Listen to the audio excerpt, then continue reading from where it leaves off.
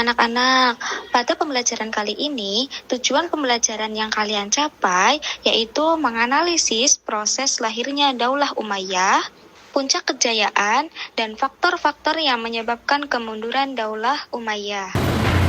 Ya, anak-anak, hari ini kita akan belajar tentang Daulah Umayyah di Damaskus. Setelah kemarin kita belajar tentang Khalifah. Khalifah ada berapa ya? 4.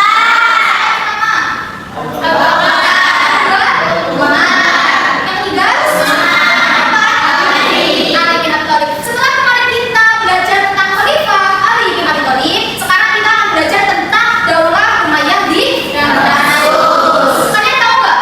Daulah Umayyah menguasai di berapa wilayah? Ada yang tahu? Ada yang tahu nggak? Angkat tangan.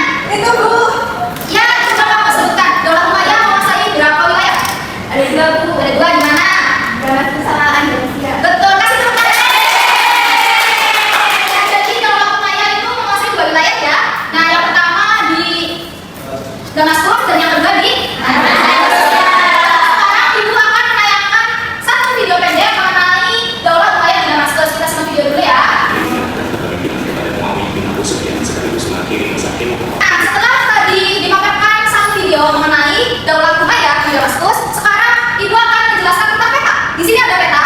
Petanya itu tentang wilayah Daulah Umayyah, yaitu di Damaskus dan di Andalusia. Jadi, tadi Daulah Umayyah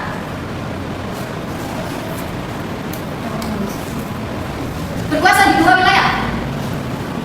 Yang pertama di Damaskus, yang kedua di Andalusia. Pada anak ini yang mengarah ke sana merupakan Umayyah satu. Umayyah satu adalah yaitu Daulah Umayyah yang menguasai di Damaskus. Ini Damaskus ini. Dari sini ke sini merupakan wilayah yang dikuasai oleh Daulah Umayyah yang pertama. Kemudian ada Umayyah 2. Umayyah 2 yaitu yang di seberang sana yang berwarna coklat merupakan wilayah yang dikuasai oleh Daulah Umayyah di Andalusia. Selanjutnya anak-anak, tentang Daulah Umayyah, asal usulnya yaitu didirikan oleh Muawiyah bin Abu Sufyan. Muawiyah bin Abu Sufyan merupakan anak dari Abu Sufyan tadi yang menjadi seorang pemimpin dalam perang Uhud. Kemudian Muawiyah sendiri telah lama menjabat sebagai gubernur Syam, yaitu di Suriah, dan dikenal sebagai pemimpin yang cakap dan berstrategi baik. Kemudian anak-anak, setelah mengetahui asal usulnya, sebuah dinasti, sebuah daulah pasti akan mengalami masa kejayaan, betul? Masa kejayaan dinasti Umayyah ini diketahui dengan strategi militer yang sangat strategis. Pasti juga mengalami masa mundur, masa kehancuran. Karena apa? Karena difaktori oleh beberapa faktor. Dinasti Umayyah, ketika pemimpinnya itu sudah tidak memikirkan lagi tentang nilai-nilai Islam, mereka berfoya-foya untuk kepentingan mereka sendiri. Setelah memaparkan sedikit tentang asal-usul, masa kejayaan, dan masa kemunduran dinasti Umayyah di Damaskus, Ibu meminta kalian untuk berdiskusi dengan membentuk 3 kelompok. Ibu sudah menyiapkan tema nanti di situ. Nanti salah satu perwakilan kelompok ambil ya.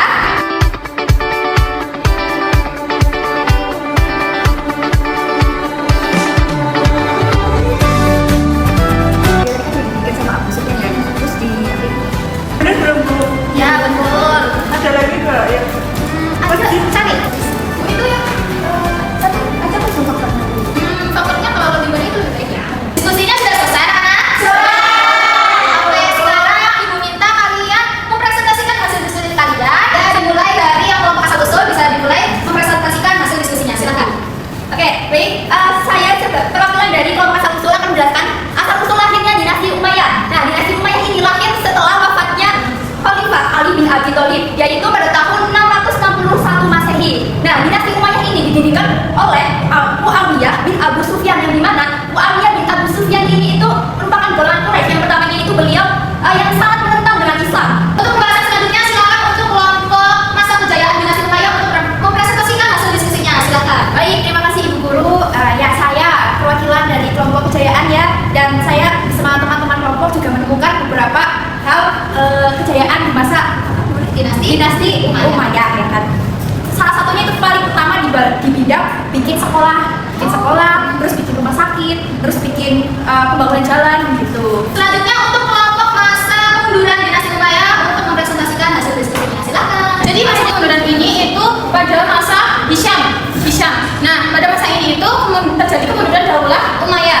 ada faktor internal dan eksternal.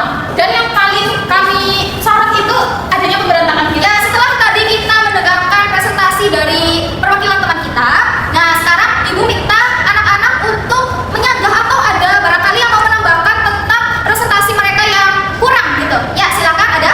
Saya Bu, tadi saya bukan kekurangan Bu. Tadi kan saya buka buku, terus nemu Masjid Cordoba sama Jembatan Cordoba. Tadi Oke, terima kasih atas tambahannya Mbak Cucu. Barangkali teman-teman nanti ada yang menemukan bisa dicatat di buku masing-masing ya. Anak-anak, setelah tadi kita mendengarkan paparan dari teman-teman kita yang presentasi, bisa disimpulkan bahwa ada masa kejayaan dan masa kemunduran. Yang selanjutnya ada faktor internal, faktor yang disebabkan oleh tokoh-tokoh dalam dinasti dalam Daulah Umayyah itu sendiri. Ada anak-anak. Setelah kita mengetahui tentang Daulah Umayyah di Damaskus, apa kira-kira nilai yang dapat diimplementasikan dalam kehidupan sehari-hari? Yang tahu? Jadi Bu Zainah, ya coba silakan jawab.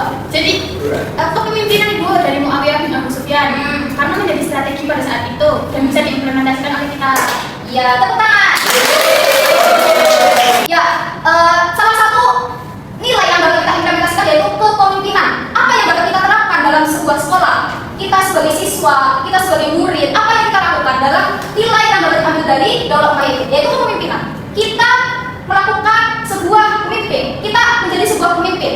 Kita mengimplementasikannya dengan apa? Dengan menjadi pemimpin yang bijaksana, tanggung jawab dan disiplin. ya, setelah pembelajaran ini ada yang mau ditanyakan?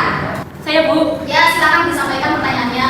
mau tanya itu tadi paham subyah itu apa ya Bu? Merupakan gerakan yang muncul sebagai protes suatu kaum yang diberikan kepada orang Arab di tengah-tengah masyarakat, seperti yang tadi Ibu jelaskan, yang kaum Mawali itu, ya kan? Nah, kaum Mawali itu kan merasa dianaktirikan, merasa diasingkan. Kenapa? Karena itu bukan golongan dari Daulah Umayyah itu sendiri. Ya, untuk yang terakhir, Ibu sampaikan nasihat dan moral yang dapat diambil dari Daulah Umayyah ini ya.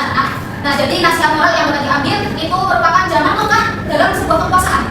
Ketika kita diberikan kekuasaan, kita diberikan kesempatan untuk menjadi pemimpin, maka jangan lengah dalam kekuasaan tersebut. Ya, setelah kita membahas tentang ini, nanti untuk minggu depan pembahasannya tentang Daulah Umayyah di Andalusia ya, anak. Iya. Dan jangan lupa PR-nya dikerjakan ya, halaman 58 yang bagian pilihan ganda. Oke? Ya, cukup sekian pembelajaran pada hari ini tentang Daulah Umayyah di Damaskus. Ibu mengucapkan terima kasih sebanyak-banyaknya. Bila itu wal hidayah. Wassalamualaikum warahmatullahi wabarakatuh.